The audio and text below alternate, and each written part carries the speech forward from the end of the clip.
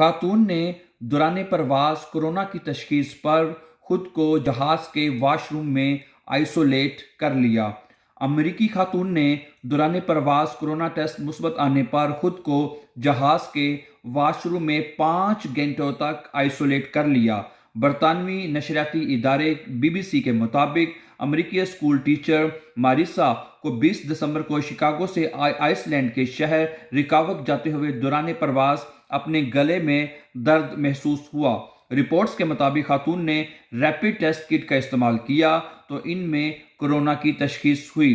خاتون کا دعویٰ ہے کہ کورونا ٹیسٹ مثبت آنے کے بعد انہوں نے بقیہ سفر تقریباً 5 گھنٹے ہوائی جہاز کے واش روم میں سیلف آئسولیشن میں گزارا۔ اس دوران ایک فلائٹ اٹینڈنٹ نے انہیں کھانا اور مشروبات بھی فراہم کیے۔ رپورٹس کے مطابق یہ فوری طور پر واضح نہیں ہو سکا کہ آیا خاتون نے فلائٹ میں سوار ہونے سے قبل کورونا ٹیسٹ کروایا تھا یا نہیں۔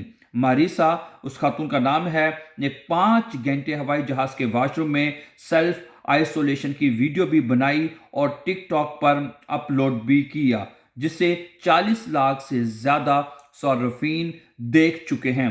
اطلاعات کے مطابق امریکی خاتون آئس لینڈ پہنچتے ہی ہوٹل میں سیلف آئسولیشن میں چلی گئیں۔ واضح رہے کہ ان دنوں امریکہ میں کورونا نے دوبارہ پنجے گاڑ لیے ہیں۔ So it was an update and very interesting news which has been shared with you.